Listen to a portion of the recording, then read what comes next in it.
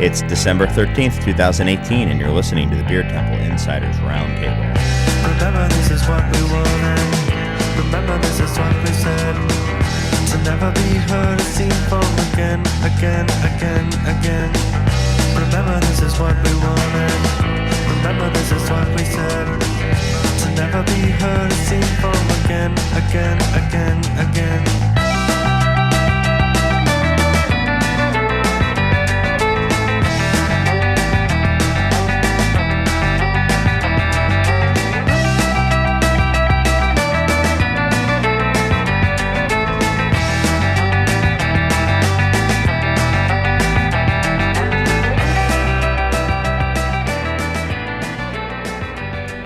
Hello and welcome to the Beer Temple Insiders Roundtable. I'm your host, Chris Quinn, coming to you once again from Studio B here at the Co-Prosperity Sphere. Thanks, as always, to Lumpen Radio, located here in beautiful Bridgeport, Chicago, the community of the future. And I want to thank everyone out there who's listening live. Ignore the sounds of people hurriedly taking off jackets and putting beer into coolers, sitting down, pretending they've been here for a while. Ignore all those sounds and just listen to the dulcet tone of my voice. I'm your host, Chris Quinn, coming to you from Studio B. Oh, wait, I already said that. Thanks for listening, guys. If you're tuning into 105.5 FM, thank you. If you're listening via the TuneIn Radio app or the Lumpen Radio app, that's pretty cool as well. We record this show Thursday nights at 8 p.m. Central Time here at Lumpen Radio, 8 p.m. sharp. That's when the show starts. But those of you who don't already know, let me just explain what the show is about. Well, before that, thanks everyone who listens via podcast. And then you can listen anytime you want. You can't show up anytime to be on the show, but you can listen anytime you want. But the goal of this show is to open up a window into how the people making, selling, marketing, and facilitating the beer getting into your glass feel about the topics that are a part of their everyday lives. Many of my greatest beer experiences have been talking about beer while sharing beer with people whose opinions I respect and admire, and it's these experiences that I hope to capture with the Insiders Roundtable. And with that, I'd like to introduce my guests. Got some dirty glass there? Cracked. Oh, cracked glass. Oh, sorry. I'd like to introduce my guests. But before I do, I have to mention that my guests' opinions are their own and are not to be associated. Well, yeah, it's hot. It's steamy in here. Gotta take the shirts off, yeah. Their opinions are their own and are certainly not the opinions of Lumpen Radio or any other entity that they may be associated with or not associated with. So with that, let's introduce the guests, and we always introduce them in order of seniority. Small panel today. Almost really, really small, but still pretty small. But my first guest is Mr. Eric Buster Kapraun. How are you, Eric? What's Great. up, ma'am? It's great to be here. Thanks for having me. Thanks for your patience and understanding in my tardiness that no one listening would know if you hadn't have called me out about it. But Well, that's why I had to call it out. Right? Well, thank you. I appreciate that. Yeah. It's great to be here. We started a little late, to be fair. We waited. I was outside. I was looking at this bottle of beer from Speciation Artisan Ales, but it has a brewery bottle cap on it. That was our sample taster today, but you asked me to bring the beer to the show. So I took it out. People were still being sampled on it, and I took it out because the store is still open. Yeah. Because I said my friend, my prompt friend, reliable friend, best friend, Buster. You called me your best friend. But yeah, I did. That's my best friend, who would never do anything to make me not think that I was also his best friend. This is coming from the guy who has showed up late to wrestling. Everything all the time. Twice. We almost missed it too. Yeah. Well, no, I show up late to pretty much everything. Yeah. You know, when you show up to a wrestling event right before they have the the intermission. You've missed half the show. Yeah. I missed the intro. True. Big difference. But either way, I'm sorry to everybody out there who's been waiting. The music on the way in, as always, on Lump In, it's great. It's the best. It is great. And if you're listening to that and you're listening to my voice now, I apologize. Hey, can you, Eric, talk a little bit about have you been on since Far and Away? No, I don't think so. So what's been with you? What's been new with you since then? Could you talk a little bit about that or anything else you want to talk about? Yeah, well, it's interesting. You have a Hacienda beer here, and That was on purpose. There you go. That's great. Yeah, they were not a brewery that was on my radar whatsoever. I'd never heard of them before, but there's you kind of get insular. You see what's in front of you. I'm not always seeing what's new, what's hot, what's cool, but some tastemakers that I know tip me off to Hacienda. They're up in Door County. They make really cool beer.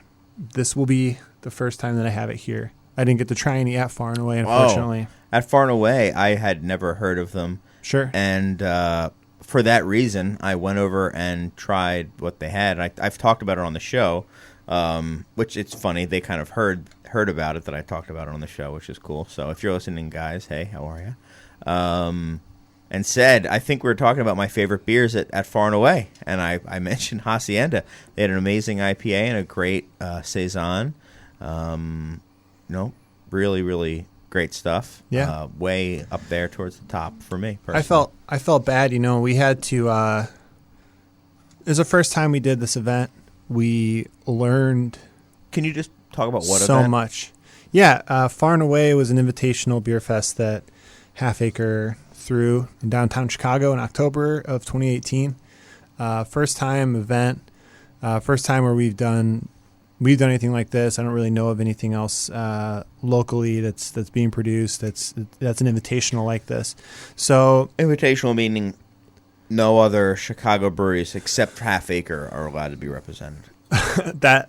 No, actually, that is not how I would word it. Thanks a lot, Chris. What we try to do is we wanted to bring in as much beer that the Chicago beer appreciators that they never had access to at a beer festival like this. We wanted to do a lot of different things with this. It was a very ambitious goal. I don't know. I thought it was a good idea at the time, and I think it paid off. But it was a ton of work to make it happen. I can't even imagine. I mean, just because what you guys did was essentially brought in. I mean, I would guess 50% or more of the breweries represented at the Invitational had never been poured in Chicago before. Correct. I mean, it was close to that. It was closer to 70%. Yeah. So there was about 60. I forget if it's 60 or 70 breweries that we had there, and a couple winemakers. I believe 20 or so normally distribute here. The rest of them we had to get set up with state registration and get set up with a distributor, and buy their beer. And make it legal, yeah. Yeah, and be hospitable, get them to come to the city of Chicago to actually pour the beer for the people who wanted to buy tickets. It was a crazy amount of work, but it was such a cool event. I'm really glad it came together. Yeah, it was a very cool event. But I feel kind of bad because Hacienda was like stuck in a corner. I thought they were in a great spot. You don't think so? Right when you no, I don't. I mean, right it's just kind of hard to say. I feel bad when you've got this like little tucked away spot. And this you got a speaker right there. Weren't they like right next to Side Project or something? Like they were next to some. They're by Monkish. I mean, come on. You can't go wrong. I mean but to me that was the best part. Was like any of the booths, any of the breweries, any of the beers that you were gonna walk up and try, even if you've never heard of it before, like Hacienda, for example, it was going to be good stuff. I don't think we had a clunker on the list, and it was a really good time. Awesome. Well, thanks for coming, Chris. Were you there? I was there. Oh, I was there. You were there? It was phenomenal. It was such a good time. You guys put on Did I not see you? This is Mr. Pat Fahey. I'm sorry. Master Crusherone, MC Crush, of the Cicerone certification program. I feel like I might have run into you the night before at the Half Acre, like And if you wanna when sit- you guys were Yeah. up at Half Acre. If you want to sit in your normal spot, feel free now. We were planning on it being a 2-hour one-on-one discussion. No joke. I'm sorry. Okay. It was scary. I was like, I was like, let's throw out the outline and just like Sure. which let's we just rap. which we might do anyway. But Sure. Well, Yeah. I studied up for the topics today, so I'm really excited about Never that. mind. good, we'll good. keep the outline. Yeah. Or whatever. Yeah, the festival was. I only showed up for a couple hours of the evening session, but like definitely the best.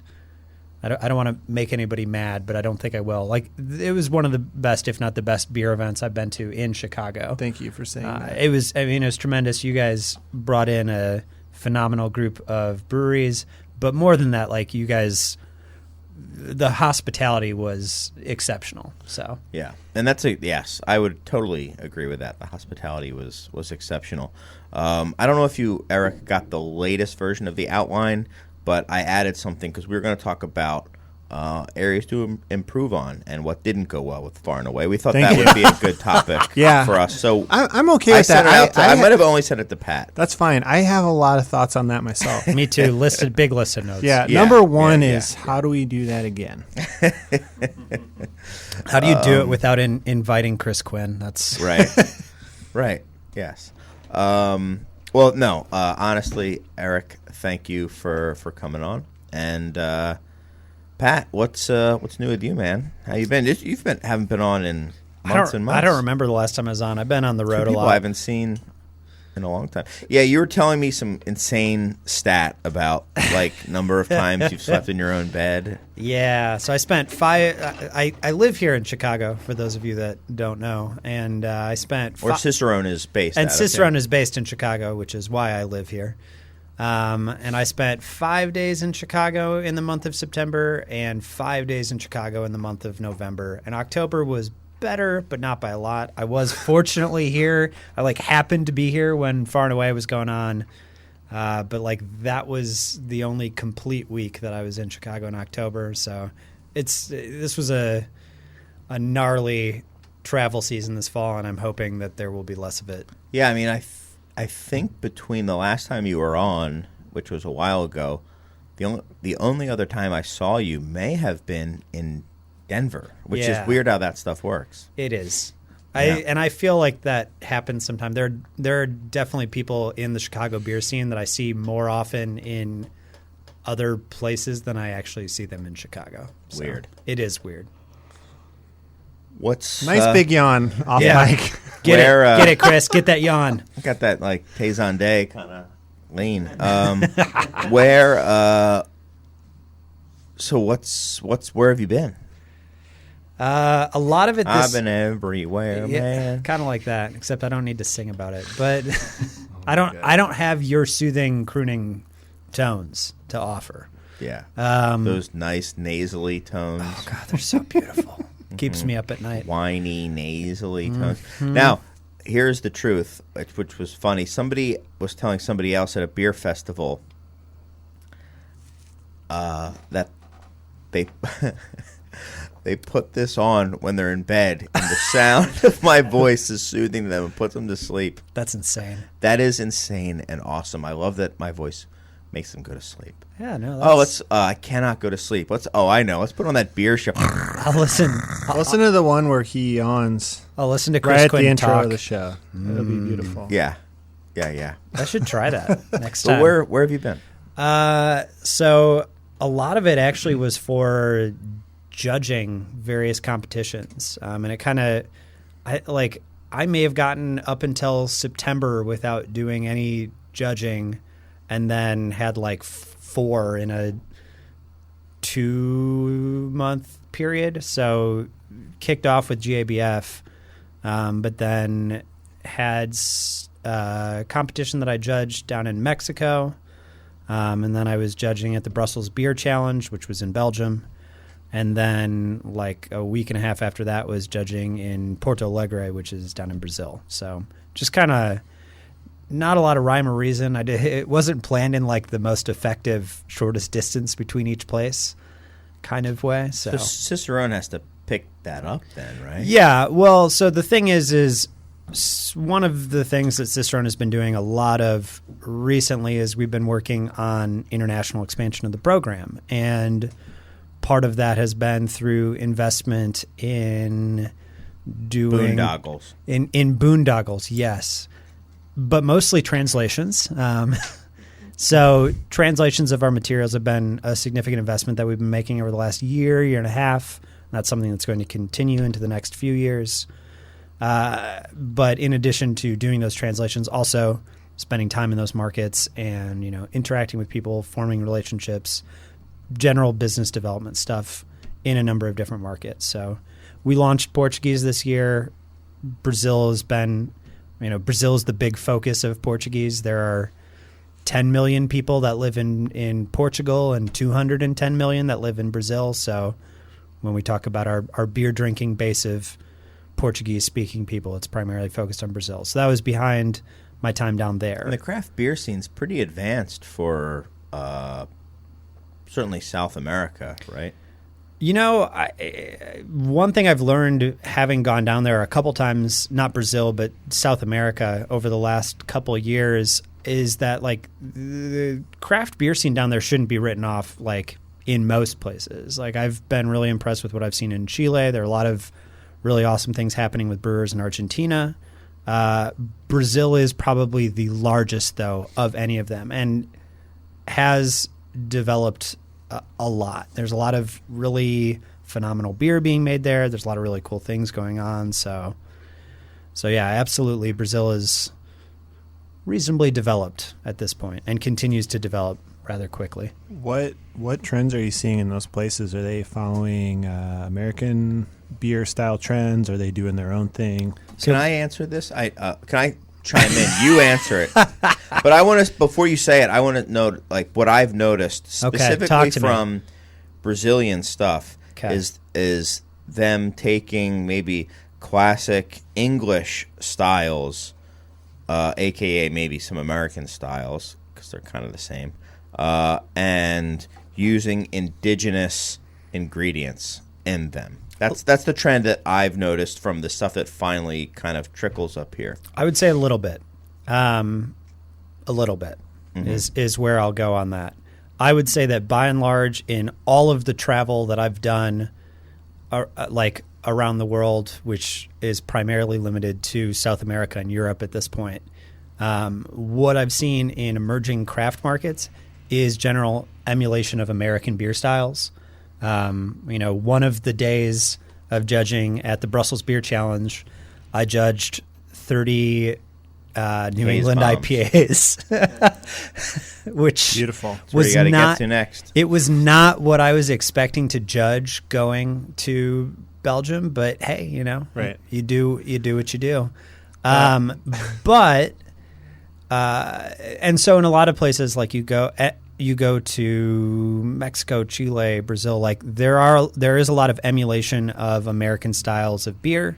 And especially one of the things that I thought was the most interesting is because of the internet, because of like Instagram, ideas travel quicker than like the context of those ideas does. So like one thing I saw, we went to this brew pub in Porto Alegre the first night that we were there.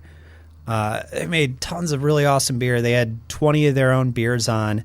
2 of the beers that they had on were brewed IPAs. And I was like, one, I first heard about brewed IPA in like June of this year. So, and I talked to the guy and he's like, dude, Instagram, like, Sure. we can see what a brewery does and you can read about how they did it. And so they're just going to run with it. And the thing that I think is so interesting is it's like, in context in the US, it's like, yeah, there are some breweries doing it, but it's like, it's not that big of a thing. To go to a brew pub in Brazil and see 2 of their 20 beers that they had on be some variant of brewed IPA, I was like, wow. It's crazy. So they're looking at like maybe the tip of the iceberg and extrapolating from that. Exactly. That's the hot thing. We're gonna go all in on. I mean, tons of hazy IPA everywhere I've been, but What shit? When I saw you in Denver at the Shelton Fest, it was at least 50% American breweries there. I would say, and a lot of the international breweries were doing hazy IPAs as well. Oh, absolutely. There was a lot. Obviously, there's going to be a lot of IPA. There was one non-hazy IPA at the entire festival. Do you remember who it was, or did you come No, across I didn't. Beechwood. okay. They had a West Coast IPA, the only one at the Shelton Festival in Denver. What is that to me? The market needs a correction, A little bit, yeah. in my mind. No, I totally agree. Those beers can be around forever, but I'm telling you right now, Something to be said for the West Coast style as like the base of IPA is still superior. There, I said it. It's true. Everyone knows. I it's feel true. that way. So to get back to your question about what are people doing, there is a lot of emulation of American styles of beer. Yep. But specifically in Brazil, there is some sort of, Chris, of what you were talking about. They have a style of sorts that they're calling, and BJCP recently added a provisional style for it. It's called the Catarina Sour. I actually brought one tonight. Oh, wow. But I know. It's like double Brazilian because it's a Catarina Sour, but it also has like another unique Brazilian twist that I'll talk about in a sec. Should I open it? Yeah, we can wait. Okay. But or you can open it, whatever. Just open it. So and I talked to some brewers in Brazil who are like, yeah, you're going out of your way, like trying to invent a style. What the Catarina style sour is it's basically a fruited Berliner Weiss. Florida Vice. The guy that I talked to, he was like, dude, it's the same thing as Florida Weiss. It's not a different style. It's a fruited Berliner Weiss, but the way they're doing it is in a lot of cases they're using tropical fruit that's indigenous to Brazil, and there is a lot of really interesting fruit in Brazil. The thing that makes this beer unique, and Chris was just like, "Whoa, what is that?" One of the trends that I've seen in Brazil that The aroma is insane. that I haven't seen anywhere else really is they're doing, and I don't want to say they're doing a lot of this, but once again, this is a trend that I haven't seen in other places, is they're doing barrel aging with interesting woods. You get barrel aged beer in the U.S. and there are, you can get all sorts of different spirit barrels, wine barrels, maple syrup barrels, all of these like different characteristics. But by and large, all the barrels are made out of oak. The vast majority of anything barrel aged you drink from a brewery in the U.S. Very hard to find something non-oak. Dogfish has the Palo Santo, which is actually a Brazilian wood. Yeah. But down in Brazil, and part of it is influenced by a recent sort of recent movement within cachaça making, which is a sugarcane spirit in Brazil to produce Like a rum agricole type thing. It's a lot. I mean, it fits as similar to that. very much within like it's. If you wanted to compare it to another spirit, it's most similar to rum agricole, like from Martinique or Guadeloupe or any sugarcane based rum, sugarcane juice rather than processed sugar. Anyways, one thing that has happened there recently, as there have been sort of more and more artisanal producers of cachaça, is they're aging cachaça in a lot of interesting types of woods, which have their own unique flavors. So, like, let me get a pour of this beer. This beer is unique. I'm not going to say it's kind of in harmony for me, but it's definitely insane. So this one that we're having is it's aged in sassafras wood barrels, and it gives it this like really intense aniseed character. Like it has tons of black licorice, and it's. I remember talking to some people down there and like other Americans that were down for this, and they're like they definitely used spices in this. And talking to the breweries, like nope, it's all that wood. And there are a number of unique, exotic woods that are being used for barrel production down there, and so that's And they'll probably have to figure out, like, this wood needs this much contact time, or you need to use a fooder versus a small barrel. I don't know. I like it. It's like weird, like licorice sour cola. Like, it's very, I don't know. Right. I've just said I'm not sure that to me, the flavors are not necessarily harmonizing the way I would want them to, but it's cool. And it's unlike a lot of, so that's to me alone, like the fact that you have a beer that's well constructed, that is unique, is worthy. I mean, enough said. And the thing too that's cool to see there is in traveling to a lot of these Central and South American countries where, you know, their beer scenes are really starting to develop now. There is a lot of talk of, like, you know, we want an indigenous style. Like, Europe has all of these indigenous styles. America, Florida. Florida can have a style. Why can't Brazil have a style? They have two, right? I mean, they have pastry and... Does Florida get pastry stout? I mean, all right. Let's Are we gonna not jump into that? No, not so yet. we've already decided, by the way, we'll get into this later. We're going to do an entire show on pastry stouts and the history of pastry stouts. Why don't but you do really an oral go history where you get in like the... No, we are. That's what I'm talking about. We're going to get the people who were instrumental. I already think I may know. I think I know where I'm going to start. We're going to start from the beginning of pastry stouts. To me, I think you got to go back to Southern Tier. You got to talk to the guy who did like creme brulee. I mean, that's like the heady topper of New England IPA. I mean, it's like they were doing that more than a decade before anybody was like, this is going to be a thing that's cool. You'd be like, hey, that's that beer I should drink an ounce of. Like, Right. Yep. it was the OG beer you can only drink an ounce And of. for those of you who call me a hater, which I am, I tried creme brulee when it first came out, or the first time I had ever heard of it. I got probably a splash of it, or maybe an ounce at most, and drank half of that and said, okay, I'm good. That's yes, fine. I mean, it's delicious for fine. like, you know, Yeah. 20 mils. I got to go milliliters to find an acceptable quantity. And they even, I think you could you even say that Pumpkin was the first like pastry golden stout? Right. I Is that mean, what they call those? it's a pasty boy. The pasty boys loved that beer. Why are you hating, man? I'm not. Have you looked at me? I guess. Well, I guess I'm more. Well, I've got that jaundiced yellow tone to me, but I do have to mention while we're, you are listening to. They probably don't want me to mention right after that. They'd prefer you not know that you're listening to 105.5 FM, WLPN LP Chicago Lumpen Radio. This is the Beer Temple Insiders Roundtable, and I am sitting with my two friends, Pat Fahey and Eric Kapraun. Thank you. Shocked. Yes. Your best friend. My best friend. Well, not anymore because I can't let him know that I consider him my best friend because he obviously it's not reciprocated. It's clear. Unrequited Very friendship. It's true. It's very true. I mean, listen to him. Savage. Very not just true. It's very true. Not cool. So you've been doing a lot. You've been going all over the place. Yeah. Drinking beer everywhere. It's part of what I've been doing. Globe trotting.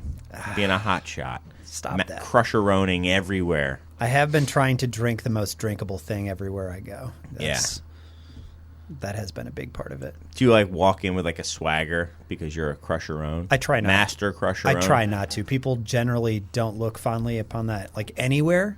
But I like, imagine it's like in those westerns when everyone's drinking at the saloon, and then the quick draw kind of walks in, the guy with like a trigger finger, and oh man, look who it is! It's this guy. Is that what it's like when you walk into anywhere in the world? Like, oh my god, this guy's gonna crush some beers right now. No. Well, it's also like that, but a combo of when they have the drinking competition in those, where Right. it's like, the unassuming. They call him out to the normal sized man against like the Yeah. big brute guy, and Yeah. it's just like I'll have another.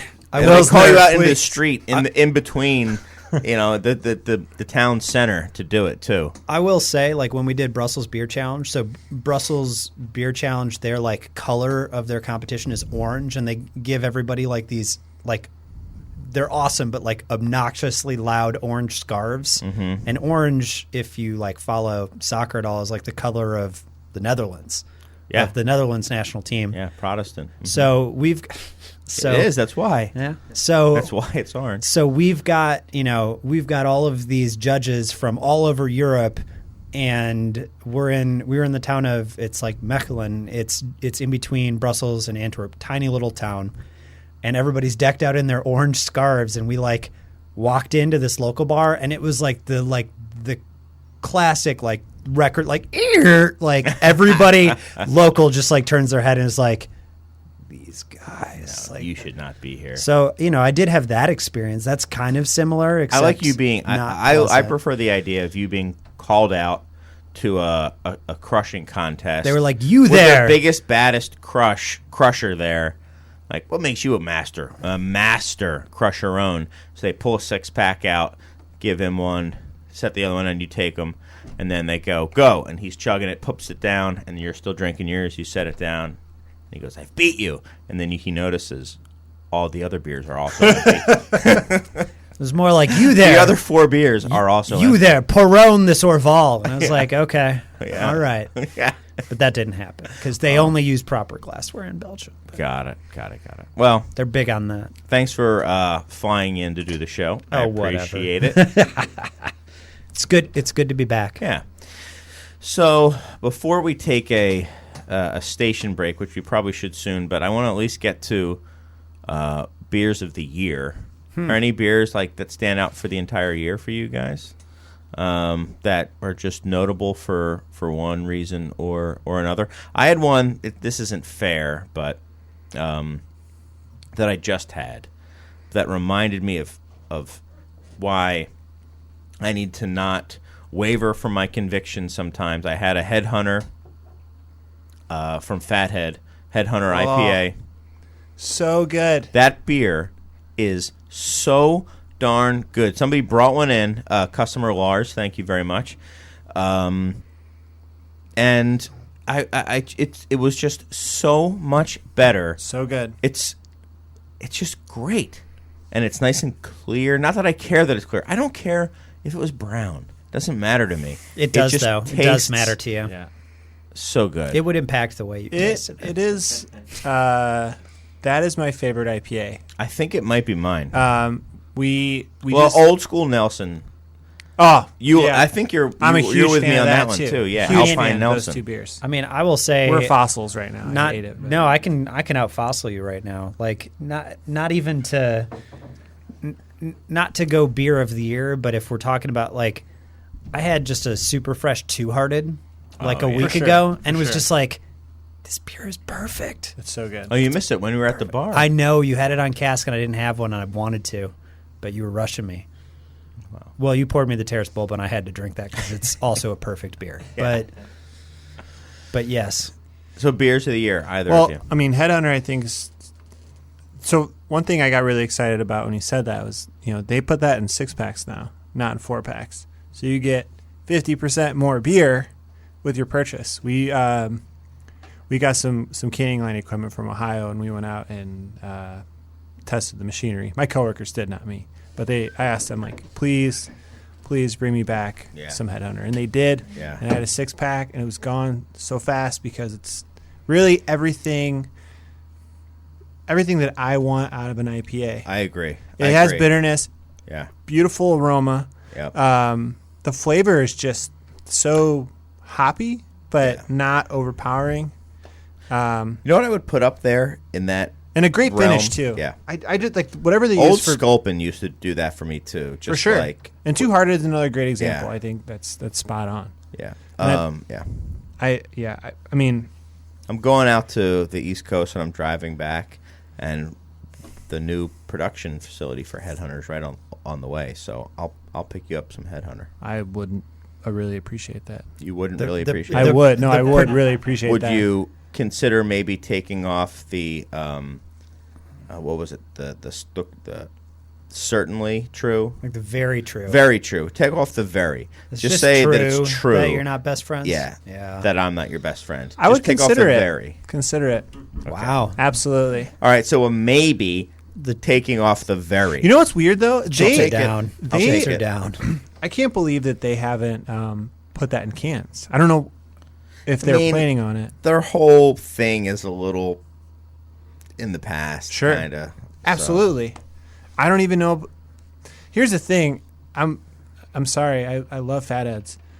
I don't follow them on any social media. I'm totally in the dark on what they do. Like, I don't think they make. Do they make hazy beer? I have no idea. I was there a year ago, and it didn't seem like it. Seemed like they were like doubling down on like double red IPAs. Sure.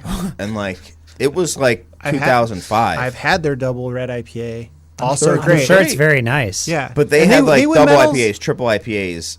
Like I don't even know if they had a session IPA. Like they Yeah, they haven't do. gotten to that point. I yet. know that one. That one's called Sunshine Daydream, I believe. And that's the only beer I think they do can. Every time I'm like at a beer fest and they're there, I get really excited. like going up It's to them with such the a great good beer. taste every year and being like, "Oh, can I get some Headhunter?" They're like, "Yeah, you loser." I'm like, no, Yeah. seriously, this is so good. It's great. Yeah.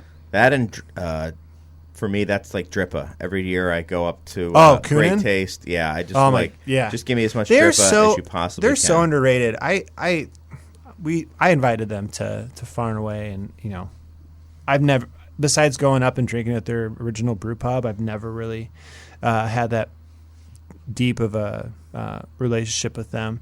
But luckily, a cousin of mine moved up and lives like a mile away from there.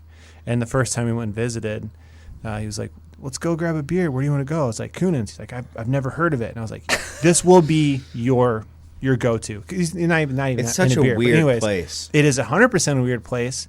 It is very. I think it's like a very Michigan thing. It's like everyone goes there, and they don't even have a restaurant. One of the times I was there, they're having a potluck, and it was just the bar was full, and it was like a Sunday. That's cool. And I was just like such a cool. It's an old hardware store, right? Yeah. That they ran. Like it's their Oh, really? hardware store. I'm pretty sure. It's a really yeah. weird shaped place too, and like until they opened a production facility, I believe last year, maybe the year before, they made all the beer there. Yeah. I don't know if they distribute. They might not distribute at all. I don't know. I think they do a bit. Their bar is also the widest bar I've ever been in. I think the center of the bar is wider than Studio B, and I'm not even kidding. So imagine the bar going around. I don't know. Very interesting place. Another place that is a little stuck in the past in like a great Yes. way. In a great way. They have like Quadruple IPAs. yeah, Just like- they have a double white or a double wit or something like that. Yes, and they do. It's like Yes. 8%, and you Yeah. can chug it and Get like my hammered. dad and my uncle are not big beer fans. They love going there. And I'm like, yeah, because you can have a few beers, not feel it, and then all of a sudden, like on your way to the car, like, oh wait, What happened? yeah. So that's What are you pouring for me now, Eric? this. So speaking of Far and Away, or we were speaking about Far and Away earlier, when we did the festival, we made 2 collaboration beers. One of them was with Sante Adarius, and then that was a wild beer that will age in barrels for a long time, and that will maybe come out next year or the year after, who knows. The other beer we made is with Fonta Flora. It's called Sunfinger. Jeremy, who's their head brewer or lead brewer, I don't know what his title is, but He fits right in because he's like 9 feet brewer. tall, so he He's- fits in with the half-acre he's the folks. best dude I think I met this year. So I want to give. He's a beautiful I human. met him in Copenhagen. I'd only heard great things, and he lived up to the hype and more. But they have 2 locations in North Carolina. They have their like original brewery and tap room, Morganton. and then they have Morganton. I think. in the mountains, in the rolling hills, they have a like sort of production facility that's beautiful. Farm. Yeah. Well, it's shaped like a farm. It is a farm, and it's like right off of a state park. It's gorgeous. It's in the middle of nowhere, and it's It really is. And it's like there's like a lot of history. Like it used to be like dairy. I think it used to be like dairy farms and for stuff sure. like that. Definitely there. did. Yeah. So Jeremy drove up for Far and Away, and he brought a bunch of rocks from that farm that were there when they started brewing beer there. And we put those rocks inside of I believe in the boiling kettle. We put the rocks in there, and it boiled with the beer, and then it fermented with Terroir. Fermented with terroir. Terroir. I believe it's just like our normal lager yeast. I'm sorry if I'm wrong on that, but anyways. So what's the beer of the year for you? Oh, the beer of the year, like a new beer. I had like. Well, it this doesn't was even tough. need to be Chris, a new I want beer. to talk about this for at least an hour. So buckle up, everybody. No, I was really fortunate to travel a lot for Half Acre this year, and I got to try a lot of really cool and interesting stuff. And I think the beer that stuck out to me the most was from De Garde. It was called The Orchard. It was a nectarine, peach, and apricot wild barrel-aged beer. You know, I'd always seen beers from De Garde, seen the bottles, never really had anything from them. And at a festival like the McKellar Beer Celebration Copenhagen, you have something like 400 beers, different unique beers being poured at each session. So it's 4 sessions long, 1,600. Like, you don't get to try. If you get to try 10% of the beers there, congratulations, you've done a great job. But that beer stood out to me in such a way. Like the stone fruit and the base beer was beautiful. Awesome. How about you, Pat? But I have 10 other beers that we'll talk about. Yeah.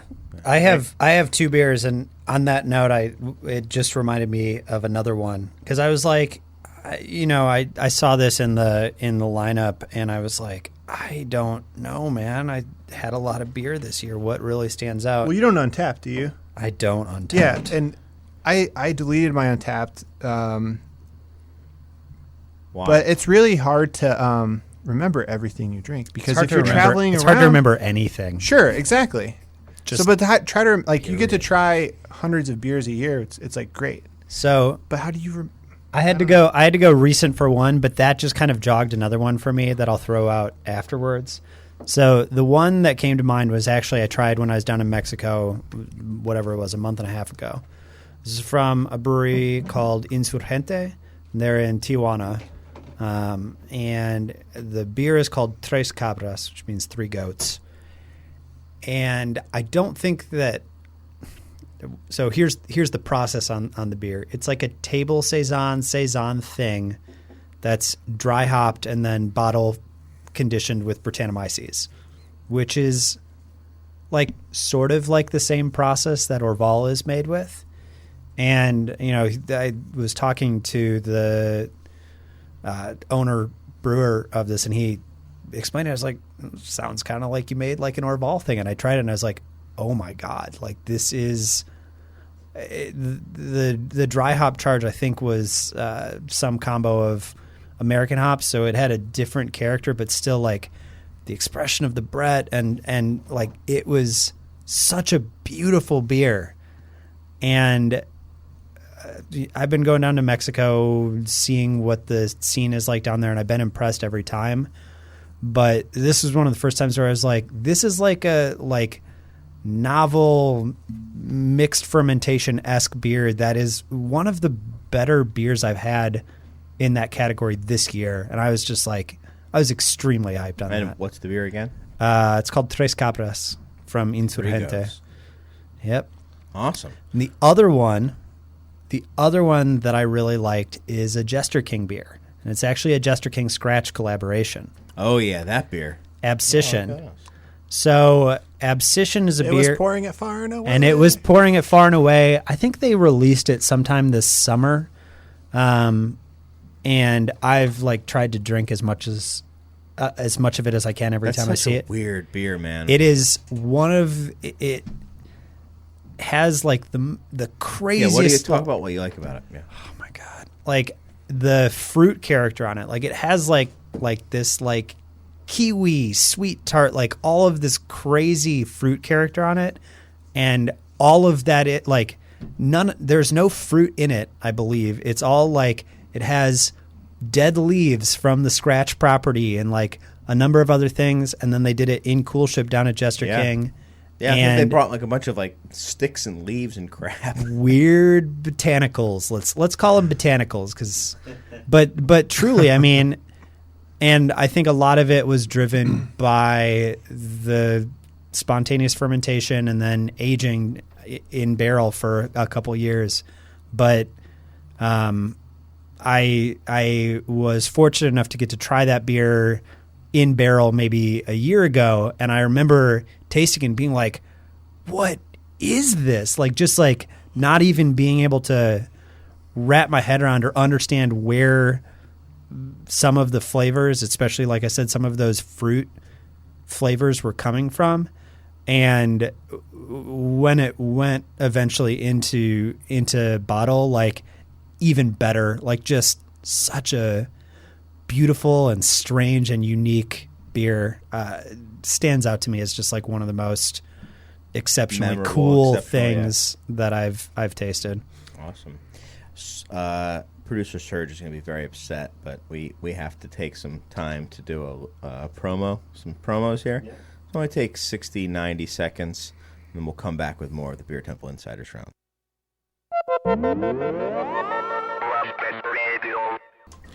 All right, as soon as the YouTube video is done playing, that Pat is showing to... There you go. They've got a good chuckle from it. All right. Welcome back to the Beer Temple Insiders Roundtable. I'm your host, Chris Quinn, and I am joined by my guests, Pat Fahey of Cicerone and Eric Kapraun of the Dust Brothers. He likes to be singled out as Love it. one of them. He prefers. I would like to finish my list of favorite beers of the year. Sure. In no particular order. Okay, so no order. In no order. And also, I want to say, I don't remember the names of most of these beers. Oh, come on. And but so we were asking during the break which topic to talk about, and you said this one, and you don't even know the names of the beer. How is that going to be in any way engaging to the people listening? You're gonna seek these beers out. You're gonna seek them out, and you're gonna enjoy them, and I know you will. Half of it's going to be the journey, just trying to figure out what it's called. Yes, and this is where I will say, Untapped, very useful. You give your 5 stars, your special shout out. You say, no, five bottle caps. 5 caps. I'm so sorry. I'm so sorry. I feel like an idiot for that, but I feel like an idiot for a lot of other reasons as well.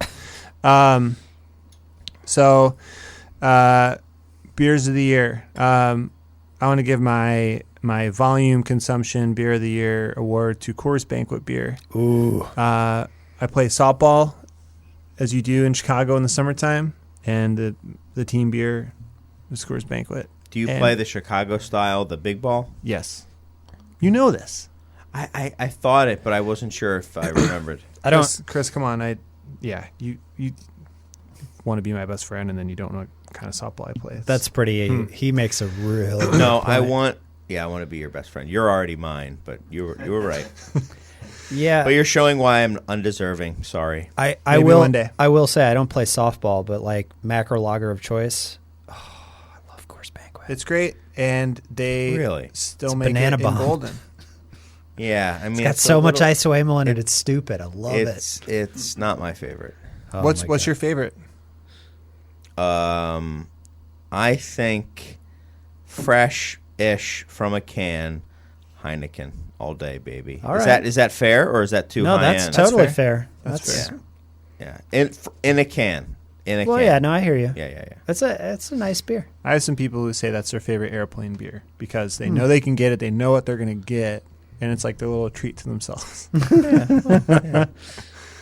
Yeah. Do you guys have more beers you want to talk about? I do like PBR. I think PBR is pretty good. Sure. This is going to be the macro lager show. That's High Life 2, great. High Life is fine. High Life is Lately, it's become a little sweet for me. Sure. High Life for me is Sure. a close second to Banquet. Is there I a like that reason? there's good hop character in High Life, considering. Yeah. But I've tended to realize that when I'm in going to drink that beer, I want it to be very, very crisp, very light, without being as like watery as like Coors Light. Like that to me is too much.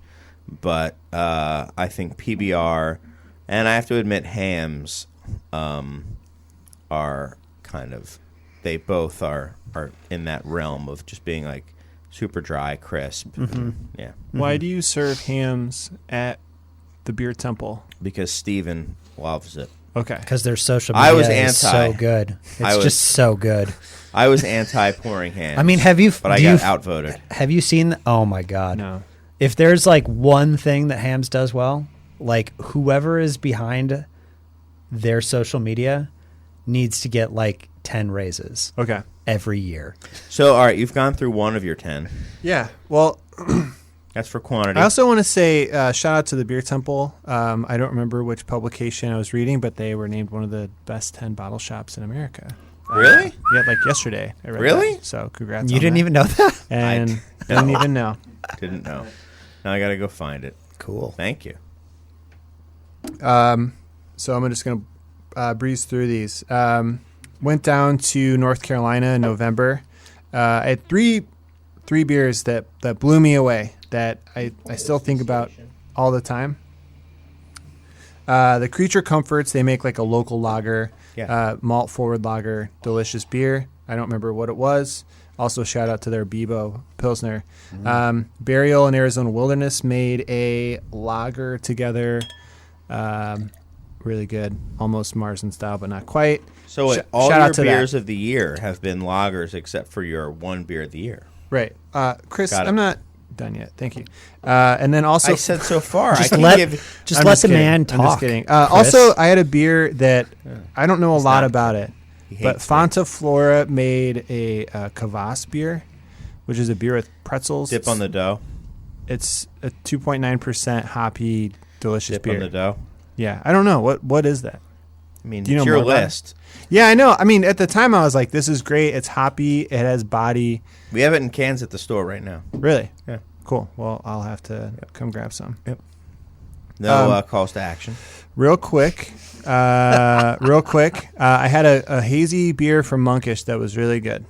Oh, easy. Easy. It was in January, That's and okay. Yeah. Thanks. It was one so of them. a year ago, I had a Right. hazy beer from Monkish. Monkish is File that in, honestly, the most worthless thing I've heard all year. So, The most uninformative thing I've heard all Thank year. you. so a year ago, you had a Monkish beer. right. It That was hazy. But let me say And this: hoppy. I brought them up for this one reason. When I stopped in through there, they were some of the nicest people, and they don't have to be because they've got this insane demand. They're some of the nicest, most hospitable people I've ever met in this industry. Not that there's been a lot of bad people, but special shout out to Monkish for being legit. I will say I went there I spent a day there 2 or 3 years ago before hazy IPA was a thing, and enjoyed some of their, back when I don't know if they're still making a lot of Belgian beer or making Chardonnay barrel Brett beer, but their beer back then was fantastic too, even though it wasn't hazy. And they were, I can second that, extremely hospitable, genuine, very delightful people. We made a Belgian beer with them. So, no big deal. They still make those. I just think that they're not as like, people don't get You mean as putting that excited on at about the tap those. room? You know it. People don't line up for Belgian beer these days. Sad. Oxbow's Lupulo Lager. Yeah. Delicious. Yep. Oxbow, you Yep, rule. yep. It's no Bowie, but We're going to be getting that on at the tap room. Cans? You're going to get cans? No, we're going to get it on draft. Great. Yeah. Do you know if they distribute cans at all? I don't know. I would like those. I had a hazy from Sante Adarius. That was great. I had Tired Hands Prayer Group, which is a oak fermented, foeder fermented lager. Really tasty. Casey's Apricot Fruit Salad. Delicious. Had that at Far and Away. It was one of the few beers I got to drink it because I was working. Perennial, just special accommodation. 2 beers. Their White Impala IPA and their Pilsner.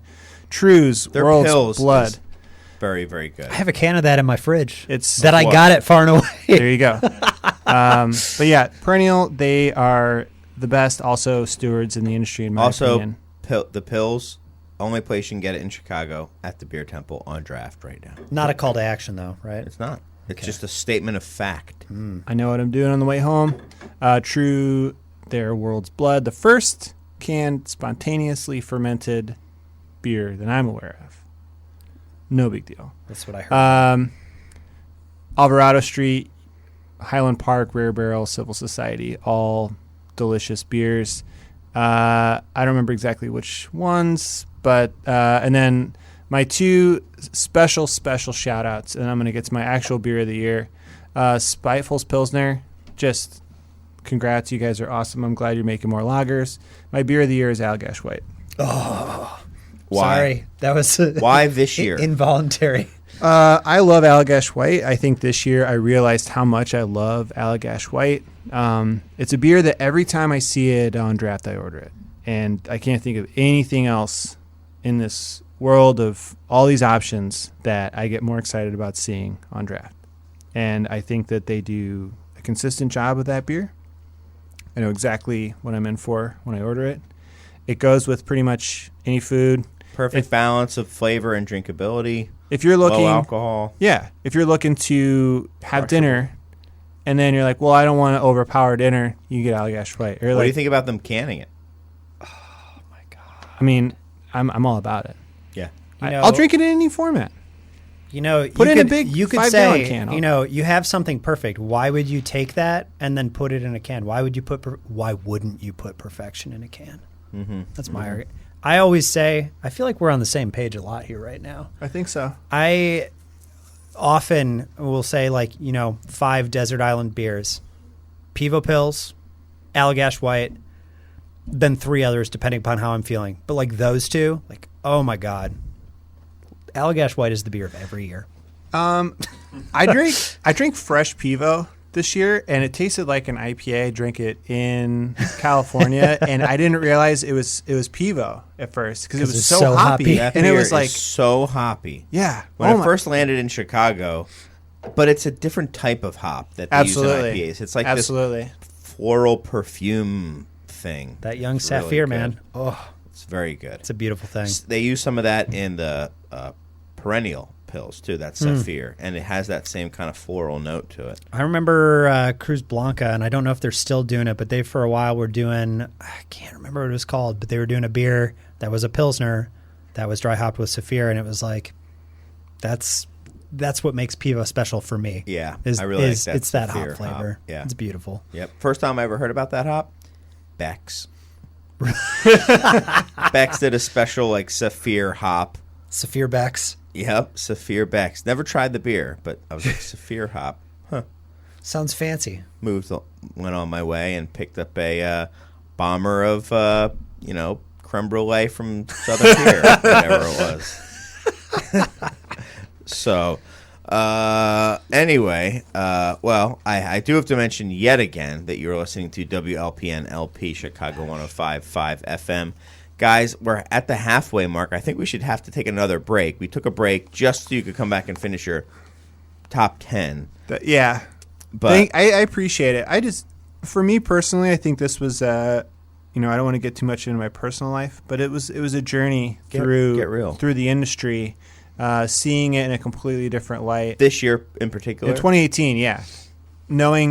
Trying to put on Far and Away, going to these other beer events, seeing how they handled every single aspect of it, from the hospitality to storing of the beer to serving equipment to size of the glasses, all that stuff that I think not a lot of people pay any mind to. Shout out to everyone who's organizing these events, because it so takes basically shout out to yourself. No. I had so much help, and I really don't want to take any credit for it. But to the people that helped influence what we did, you don't get a lot of credit. You don't. I feel like the brewers get all the credit for those things, and not the people out organizing. Well, sure. So you think that? I mean, you kind of stepped out of the trenches this past year, right? I mean, you were in the trenches, selling the beer, account to account to account, and you think that stepping out of the trenches, allowed you to see kind of the forest for the trees a little bit better, For sure. perhaps. Okay. And I was spending more time. What did you learn? What did you learn? That there's a lot of really great beer being produced right now. But that he still loves Allagash White the most. But yeah, Well, that's my point. Like, I mean- why? But you were in bars I- serving to- Allagash to White. me- Why didn't you notice that? to me, Okay. I think what I realized is maybe as like I in my tastes evolve, what I ended up paying the most attention to and remembering the most is like what I really enjoy drinking, and not just experiencing something that I can have a pint of and order another one. And I do think that that's very much a thing where, and I think it's so interesting where, as like you were saying, try so many different beers in a year just because it's part of what we do for work. But the things that like really stand out is it's like, what do I really want to drink? What do I Right. want to sit down and have a couple of? Well, that's funny. I mean, today we have at the bar we have a pretty. I mean, we have, for example, Two Hearted on Cask, and we have Perennial Pills, and we have just a lot of really. I mean, Sierra Nevada Celebration this year is. I know I wanted to do that too. It's so good, and I personally love Alpha Claus. That's something I just like seeing coming around every year. And we have a lot of really good stuff on. We have some stuff from Farson, Maine, like I just absolutely love. We put on Terrace Bulba, and I crushed, not master crush, but just crushed 4 of them, and didn't even really think about not ordering it again. You know, It's that beer 4%. That beer or will make a 4.5. master crusher out of anybody. It just does. I think Which is what makes it so good. It's like it's the exact balance you want of like flavor, complexity, and drinkability and beauty. and beauty. I think the longest line behind the booth at Far and Away was for De La Seine. To go hang out with Yvonne. Yeah, He and was- and I think that's what people who in the industry were the most excited In the to- U.S. industry, because Yeah. I was talking to Yvonne at the pre-party, which my best friend did not invite me to, but I went to anyway. I won't name that man. Savage. But I was talking to Yvonne there, and he was saying, like, yeah, I come here and everyone's like all about me and talking about it, but I'm in Belgium and it's, I'm just another brewer. And so I think there is a little bit of a cult of De La Seine here in the U.S. The other thing is I remember talking to somebody it was either when I was in Belgium or the Netherlands, or it was when I was when I was in Europe, and we were talking about Terrace Bulbus and how we were excited, how we were excited for it, and he kind of like rolled his eyes a little bit and was like, no. I was like, oh, you don't like it? He was like, no, they're good. But I think he was a little bit jealous of all the attention that De La Seine and Terrace Bulba got. And he was like, I think the Rank is just as good, and yada yada yada. The Rank makes awesome beer, but it was just funny how there was a little bit of sour grapes there. But whatever it is, I mean, It's a different culture. I would it say is, too. and I think a lot of influencers really like that beer, and it's become a little bit of a cult. And I would say too that probably Yvonne's reaction is not just because he's popular over here, but it's because I don't think people in Belgium look at Yes. brewers in the U.S. are rock stars. Yeah, It's very much like a idolized, glorified thing that we have towards brewers, which like you can talk about it, Right. whether it's a good or a bad thing. But and Yvonne's the person who does like the small show, and like everyone in the crowd is a rock star or something like that. watching him play. like in Belgium in general, I think people don't look at brewers that way. They're not Right. like, oh my God, that guy made this thing that I drink. Like it just. Right. Yeah, I agree. That's kind of what I was trying to envision, but I don't think I did a good job of it. Probably because of the 4 Terrace Bulbas I crushed. Killing it. You ready, DJ Surge? You ready? He's got the ones and twos up and going, and we'll spin some tracks for you, and then we will be back in a little bit with more of the Insiders Roundtable.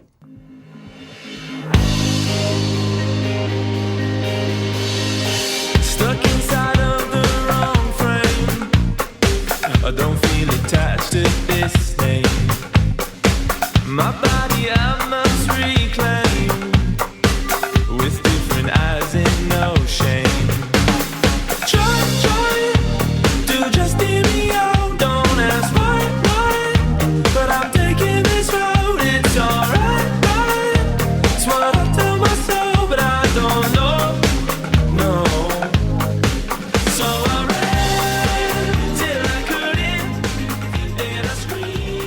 Welcome back to the Beer Temple Insiders Roundtable. I'm your host, Chris Quinn, and I'm joined by Eric Kapraun and Pat Fahey. Is that funny? Is that funny to you? Yep. Have the doors open, so hopefully it'll get down to 90 degrees instead of 100 degrees here in Studio B. If you're listening to EdMar, a little bit of AC wouldn't kill you, I hope. So, did you guys hear that in addition to being the home of the Shy PA, the Hayes beer capital of the country, of which would make it the Hayes beer capital of the world, obviously since Chicago dominated so hard in a competition that you yourself, Mr. Fahey, judged, I mean, GABF, right? I mean, We had a ringer the whole time. Chicago did. Yep. It's true. Yep. Did you judge Hayes whales? Did you call them Hayes whales and Imperial Hayes whales, just like amongst yourselves? We just called them whales. That's at this point, there are no whales that are not hazy. Right. Welcome to the future. I think I did I did a first round of hazy IPA, but there are like 5 rounds of it. Right. So Huge category. almost 400, I think. Yeah. I think just shy of 400. So Chicago has 3 of the best. So we're the best at that. But anyway, do you know we're also Beer City, USA, according to Josh Noel of the Chicago Tribune? It's not really according to did him. It's not really according to him. It's according to Bart Watson of the Brewers Association, the guy with the maths. That's not entirely true. He just came out with numbers, and then Josh said, well, that makes Chicago the nation's brewing capital, which is a quote from Josh. Bottoms up, Chicago. You're the nation's brewing capital. The metro region has surged past several longtime stalwarts to become home to more breweries than any other city in the nation. 167, according to statistics this week by the Brewers Association. Yeah, but that said, that's definitely not a per capita number. I mean, San Diego has 150, and it's tiny compared to Chicago. Well, let's get into it, Chris. Let's get into it. I have some thoughts here. They include Northwest Indiana in this. The metro area. Yeah. It seems like a pretty wide geographic territory. But for those of you that is ridiculous, I think, because maybe we should shut the door. I don't know. It's just so not as hot in here. Well, let's see. Yeah. Maybe the artistes can keep it down. Nope, we got to shut it. Yeah. So the metro area, I mean, when you're in Chicago, you can go literally across a bridge and you're in Northwest Indiana. It's right there. It's right there, man. And I mean, think about like L.A. or even San Diego County. That's San Diego County is so sprawling. Sure. Compared to Chicago, although they are saying the metro area, But. Well, that's where, I mean, you're really getting into the weeds, but yeah, let's get into it. Like, what is Oceanside considered San Diego? It's like a pretty far distance away from. Is it San Diego downtown. County? San Diego County is Escondido is San Diego County. Sure. That's far away. That's like 45 minutes. I know, man. From downtown. I know. On a highway. Right. Not like in bumper on the to 1 bumper. or the 5? I don't know. I just know I've driven there, and everywhere in San Diego is 45 minutes from everywhere else, Sure. it seems. Sure. And you're always on a highway. Then I think that the premise is a little misleading. I think per capita is the way to measure this. Okay.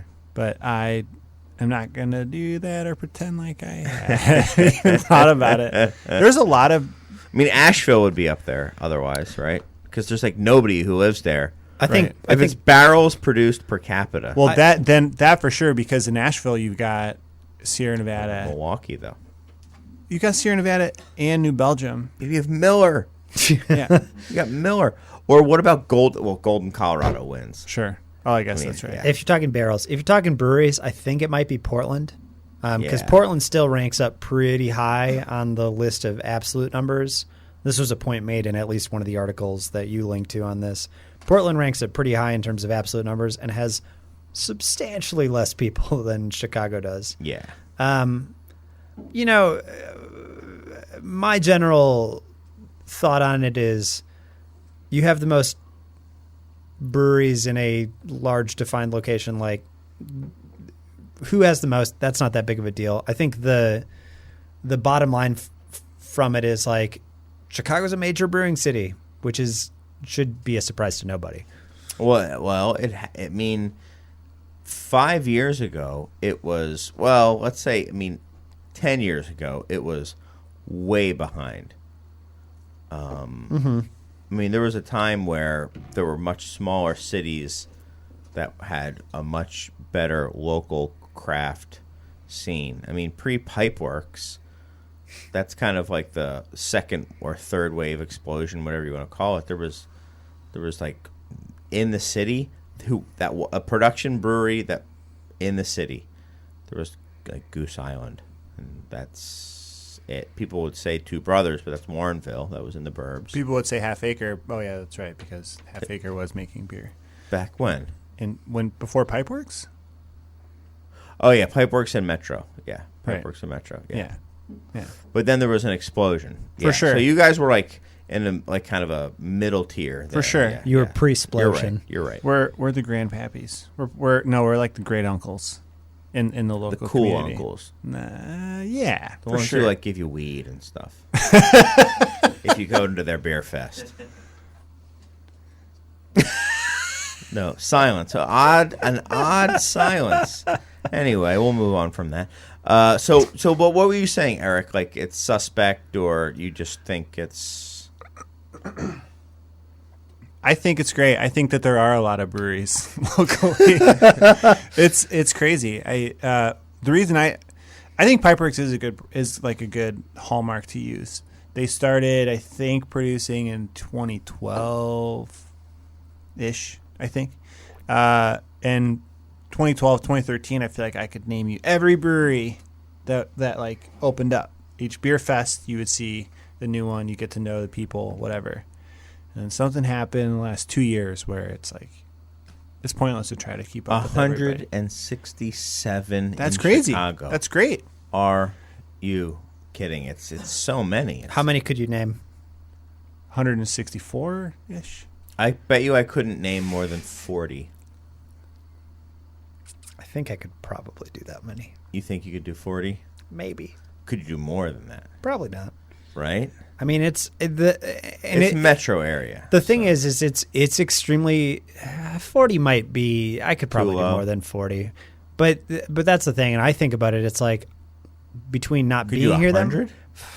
No. I don't think I could come anywhere near 100. I mean, the thing is there are so many breweries opening up everywhere, and I would say, at least from my perspective, as somebody who isn't actually in Chicago that much, and who is not a person who is like buying beer to retail it or working within one of the tiers. I think that removes me from it a little bit more. Mm-hmm. But yeah, it's crazy to think about that. It's like, yeah, I will have people in other parts of the country be like, oh, have you had these guys? I'm like, no, where are they? They're like, they're in Chicago. I'm like, whoa. Awesome. Like, I unfortunately, because I was on the road, I missed Fobab last year. And I remember shortly after Fobab, somebody reaching out and being like, hey, do you have a contacted on tour? And I was like, not familiar with them. And they're like, they just won a few awards at Fobab. And I was like, yeah, I should know that.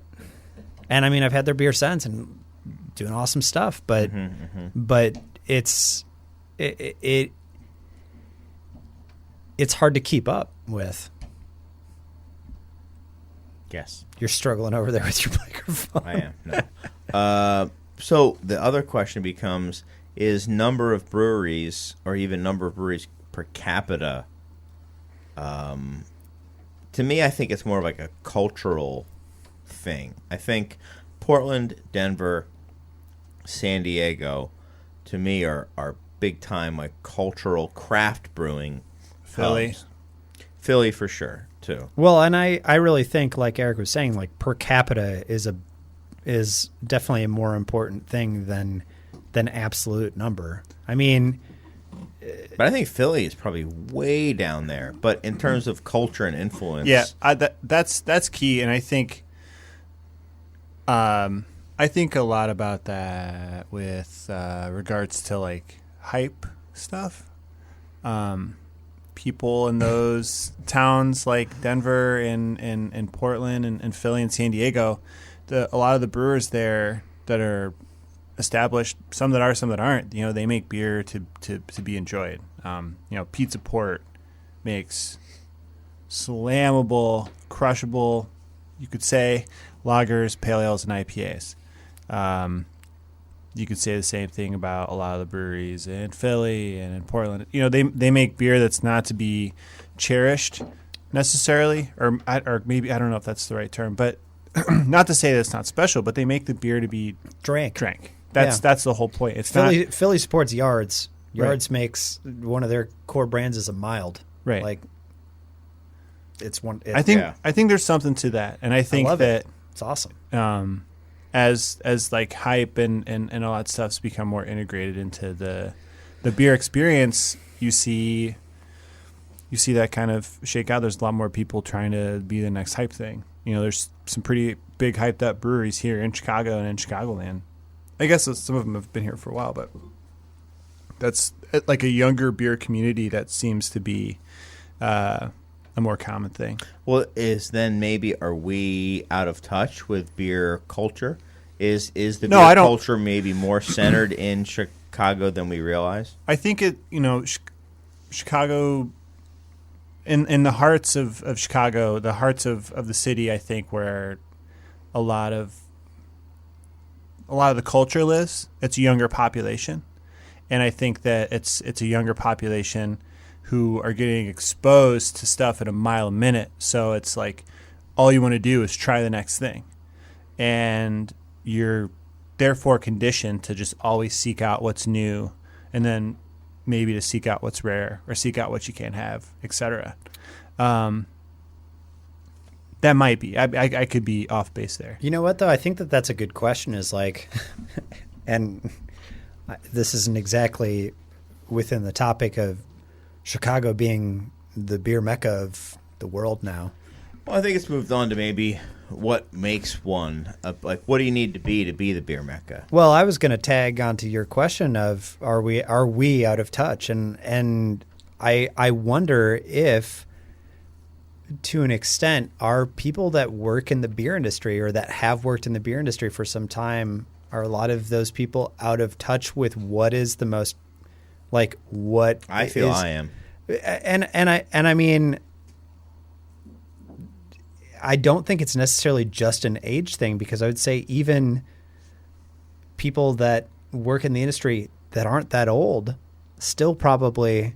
I agree. We're sitting here talking about Terrace Bulba and Lager and Allagash White. And the thing is, right. I think that gets at the heart of what it is to work with something versus to enjoy something. And in that it's like, you do this day in, day out. You can't, I don't know anybody, even the people that make Haze Bomb, pastry stout, whatever, like that's not the beer that they're drinking at the end of the day. Like they're drinking wine. They're either drinking wine, cocktails, or Sure. Pilsner. Right. Now, do you think that there's a potential that being kind of? So I think there's something where, Or they're using their Haze Bomb money to buy their winery. Which is brilliant, but it's smart. it's another show. Yeah, Sure. or a farmhouse upstate. Sure. Yep. So to me, I remember, like, as soon as I realized it was impossible to be a completist, to try everything, it became like, well, if there's no use even trying. And then I just quickly let it kind of, I just didn't try nearly as much stuff. And I wonder now, and I'm sure there is an element of truly good beer that's being missed because we're not trying as much. Now, like, we're still drinking amazing beer. We're drinking Two Hearted and many, many forgotten unnamed beers by Eric. And, you're crushing your Two Hearteds and stuff like that, Pat. Your Live Oaks. Oh, Yeah. But is it because you're not on the hunt all the time? Are you missing out on, like, I remember, like, there's beers that I just even recently, well, now it's probably like 5 years ago. Pathetic. recently. Right. No, I'm not even going to get into it. But there was, like, beers that you come across that became, like, new favorites. And now if you have a stable that's so solid, do you stop looking? Do you stop exploring? Exploration was so much of what craft beer is. And if there's so much out there that you've found stuff that you love, that you're not interested to find new stuff because it's so daunting, and the slog that you have to go through, I don't know. And I think that there is some validity to that. It's like, it's like people who never find music that they like listening to beyond like their early 20s. Right. The best music ever made was always, when they were a senior in high school. Where it's like, this is what I got into and I learned to love this. And like, Eric loves Hoobastank. You know what? Great harmonies, man. I respect you. Whatever. I'm Don't just upset. Don't. I have nothing to. I can't defend you. Anyways, but if you're gonna say it, get it right. It's Mudvayne. Music stopped evolving at Mudvayne. there is some truth to that. Agreed. Yeah, I think we're all in agreement there. Anyways, but I do think that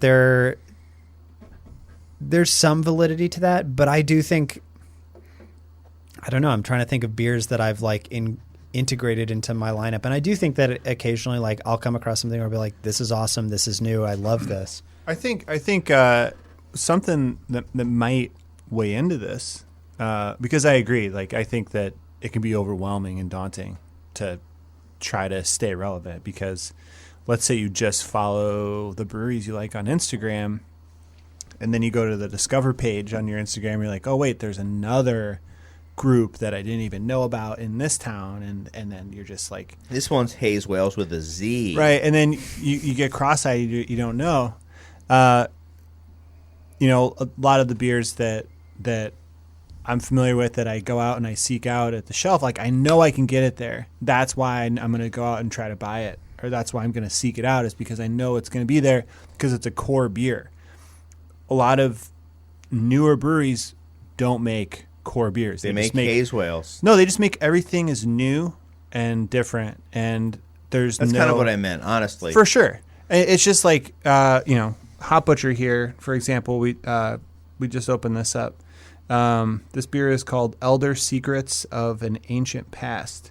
I've never heard of this before. It looks like all the other Hop Butcher beers, but they put out a new beer pretty much every week. And I know that they have some that they like redo every 6 months or whatever. Yeah. But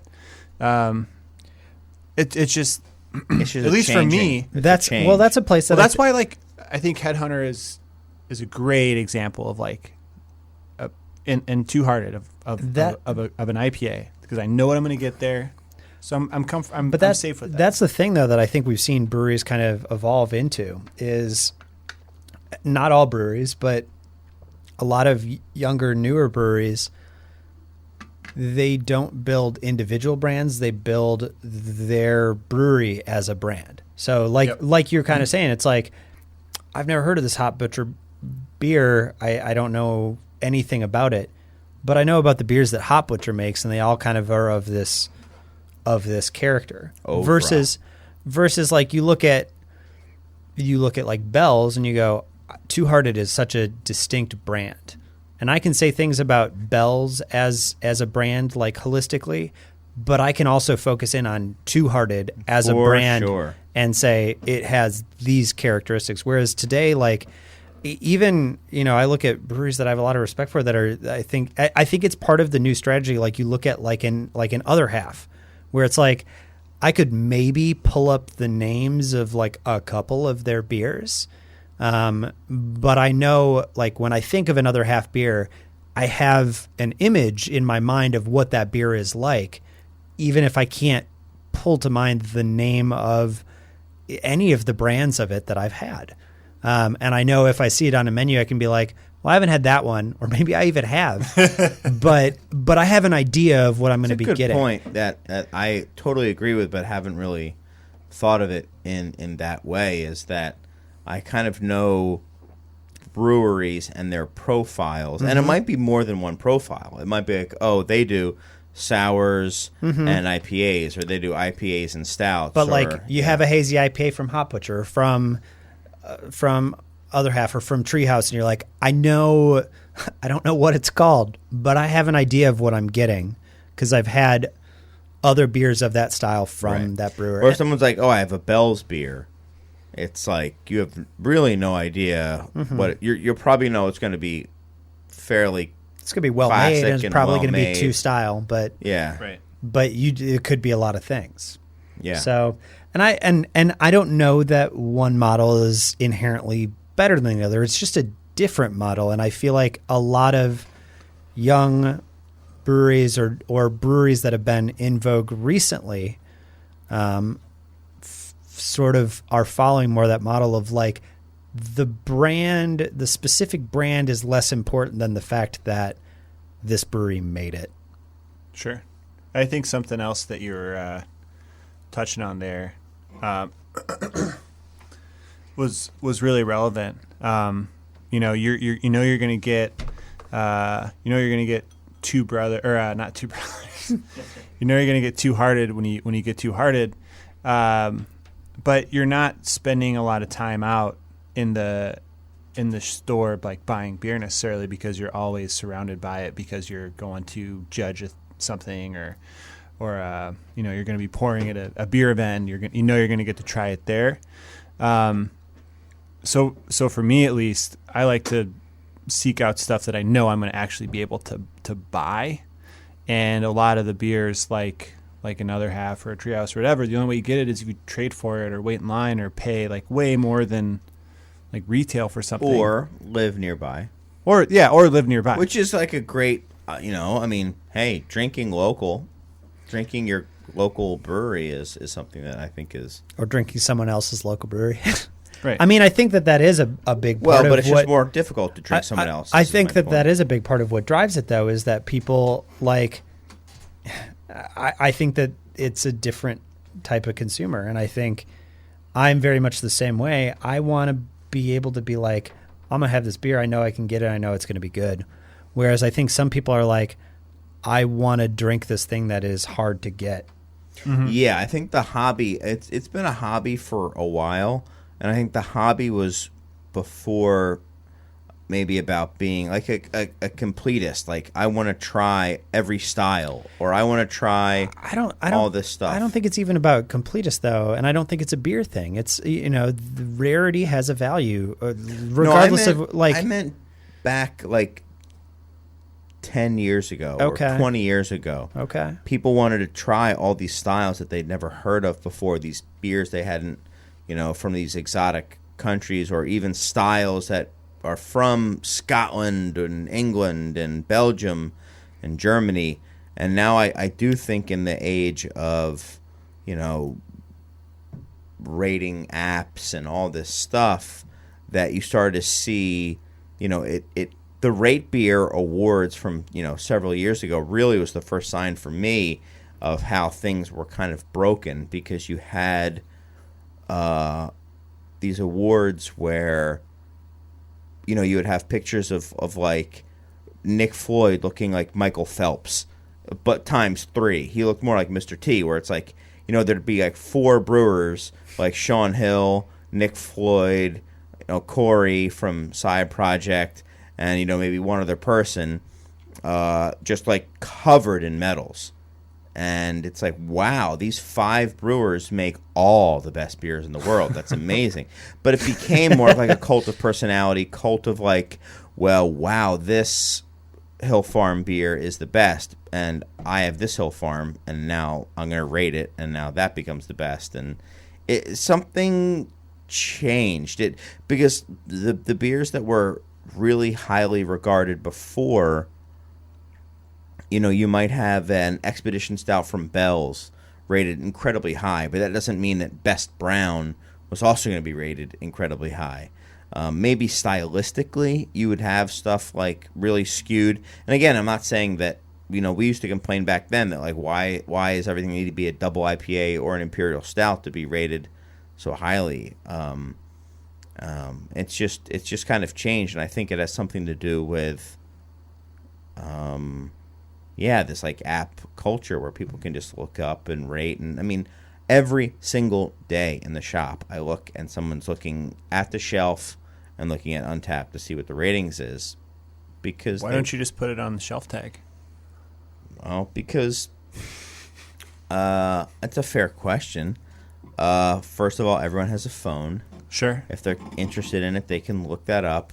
Second, we don't buy based on that, so I mean, yeah, I don't think bottle caps are incredibly valid in a boutique shop, personally. No, but I think that that's just like how people shop for things that they aren't necessarily inherently familiar with. Right. And it's important to remember that, like, yeah, but the difference is, Pat, is where you would think that would be like a signal to help them. And I they usually did that don't for want, years. Yeah. They don't want help because they trust that app more than you, and they do know what they want. They know exactly what they want. They want the beer with the most bottle caps. That's what they want, because that's what they will enjoy the most, because that's the best, and then they will shape their palate around the bottle caps. I mean, but that's been happening for a couple of years. But it's and that's once again, though, that's not a beer thing. That's just a people thing. That's a thing. Yeah, like, totally. Think about, do you buy wine often? Not too often. Okay. But I don't really go by ratings. I tend to. I'm in a very odd position because I have to deal with it all the time. I go to a small shop where someone I can establish a relationship with will pick out wine that I like, and then I can go back and be like, you nailed it on this one, not so much on that one, and establish a relationship. And then that person, if they're good, will get to know your palate. I certainly wouldn't order it off the internet based on... That's so old-timey of you. So cute. But I think I'm also going to probably enjoy the experience more. Absolutely. I think you will enjoy the experience more. And I think for some people, that sort of curated experience is what they're looking for. And for some people, some people don't want to have to talk to people. They're like, I want to get my thing, and I want to know it's. And they probably truly don't care. They just don't want to get something that's a piece of crap. Yeah.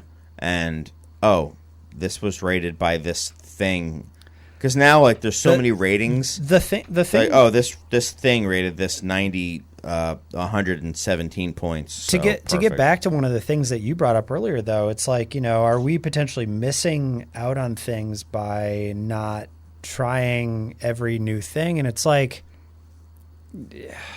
missing out is not a phrase I'd like to use, because the thing is at this point there's so much good liquid out there. There's so much well-made beer and so much beautiful beer that it's like, yeah, if you're having a beer and you're enjoying it, who's to say that you should be having you could be having one iota more of enjoyment if you were having the double IPA from such and such instead of the beer that, no, screw that. If you're happy with the beer that you're drinking, just like if you're happy with the thing that you're doing, you should not feel like you are missing out. And right, I don't think you're missing out if you're spending $10.99 for a 750 of Saison Dupont. Like, I don't care what it is. or whatever it is. But I don't think things that are I- out there and are constant and are good. I don't think you're missing out if you bought something and you had a good experience with it. End of story. Even if you didn't enjoy the liquid. Maybe the discovery of not liking it was worthwhile. Yeah, more so. I just mean I think as long as you are enjoying your experience, That's what and I would imagine that decent liquid is hopefully at least a part of that, but you're not missing out by not having every hottest beer or every not hottest beer. Oh God, EdMar is looking at us. He's flicking us off. I think that all is to say that there's more good beer being produced locally than ever before. We're not going to for sure go the other way. And that's what Josh was trying to say about Chicago. Yeah. To bring it all back. I agree 100,000% about the fact that the city of Chicago is the number one city for beer in America right now. Ladies and gentlemen, and EdMar. Yeah, and I agree 100% with you guys when you say things like, you know what makes this city so great is Mars Brewing Company? EdMar. Oh, okay.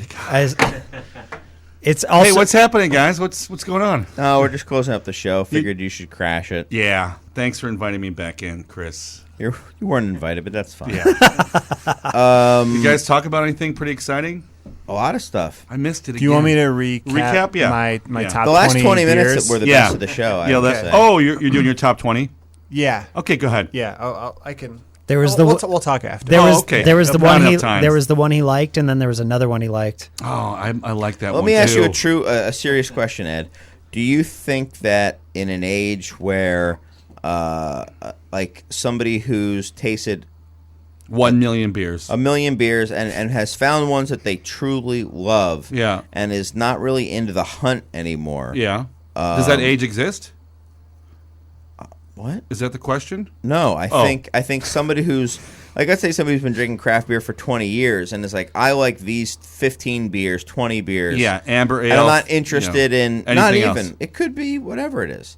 Are they missing out on not exploring all the new stuff? Or You know, Chris, listen to me.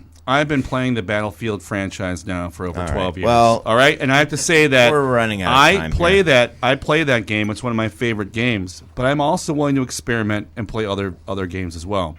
But I think you could just be enjoying what you know you just enjoy. know what you like. Yeah, there's a million other games, is what I'm trying to say. And he's trying to say, like, and if you enjoy the hunt, if you enjoy the going out and trying the new thing and finding the new thing and seeking out the hazy, seeking out the stout pastry whale. stout of video games. you can also enjoy your tried and true favorite beers. But maybe doing that is your favorite. I think that's an important part of the hobby. And I don't want to cast any aspersion. No, I think that's a not at super all. important point. Is that because you're excited about beer and more people are getting excited, and that's why there's more breweries opening up. Is that if your good experience, if you're having a good experience, is going out and finding that beer that people have rated highly, or the excitement of like opening up that can and seeing, I like it? Will if that's be your clear? thing, Is it hazy? Will it be Is it clear? hazy?